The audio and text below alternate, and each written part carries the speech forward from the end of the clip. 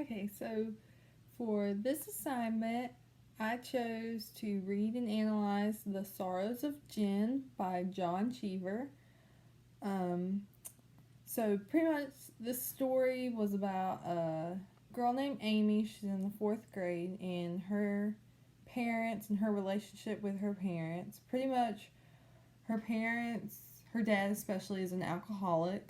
She really feels neglected by them. They're partying almost every night, they're never at home. She is pretty much raised by housekeepers and maids and cooks and babysitters and people like that who aren't her parents.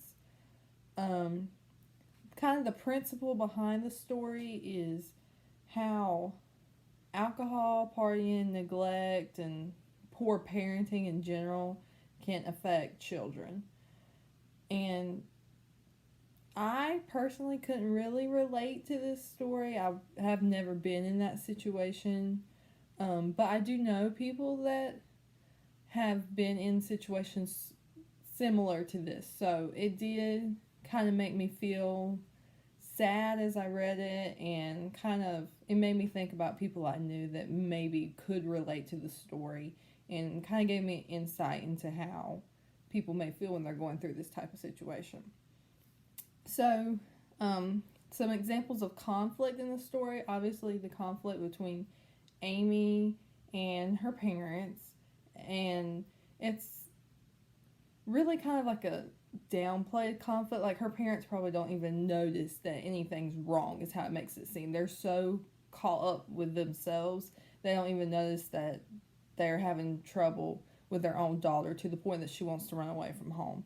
Another example of conflict is the babysitter when the father accuses her of stealing his alcohol, and she just totally flips out, and because she's never really been a drinker, never drank much in her life, and she calls the police, and then that really makes Amy upset because she knows that she's the one that poured out the alcohol.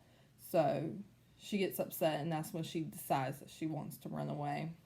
The theme of the story, an example of that would be the trials and some of the problems from well-to-do people living in well-to-do suburban towns. And then like a child's perspective of all these different adult issues, which I think is pretty interesting.